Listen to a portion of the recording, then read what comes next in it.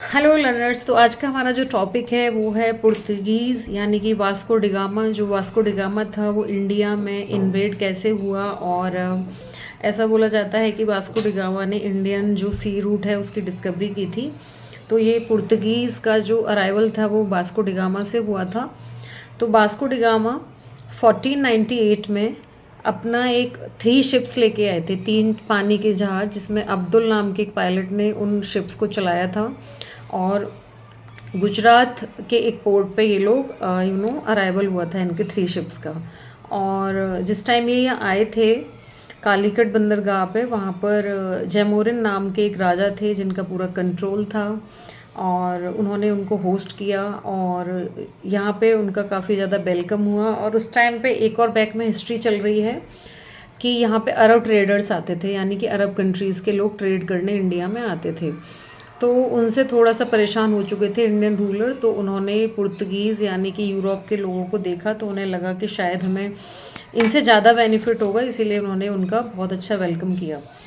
और इसके बाद जब वो यहाँ पर जो वास्को डिगामा थे वो यहाँ पे 3 मंथ रुके। आफ्टर 3 मंथ वो यहाँ से कार्गो ले गए थे अपने साथ, और कार्गो को जब उन्होंने यूरोप मार्केट में सेल किया तो उनको 8 गुना ज़्यादा प्रॉफिट हुआ। तो यूरोपियन कंट्रीज़ को समझ आ चुका था कि जो इंडिया के रॉ प्रोडक्ट्स हैं उनको अगर हम यूरोपियन मार्केट में सेल करेंगे तो बहुत ज़्यादा प्रॉफिट होगा। तो ये सिलसिला यहाँ से स्टार्ट हो गया था। और इसके बाद जो काली मिर्च पेपर होता है उसका भी साउथ इंडिया में प्रोडक्शन बहुत ज़्यादा होता है, और यूरोपियंस यहाँ से ब्लैक पेपर ले जाके यूरोप कंट्रीज़ में बेचते थे और उसका प्रॉफिट होता था, क्योंकि यूरोप कंट्रीज़ में ब्लैक पेपर का कंजम्पशन बहुत ज़्यादा होता है और उनको वहाँ से डायरेक्ट प्रॉफिट होता था।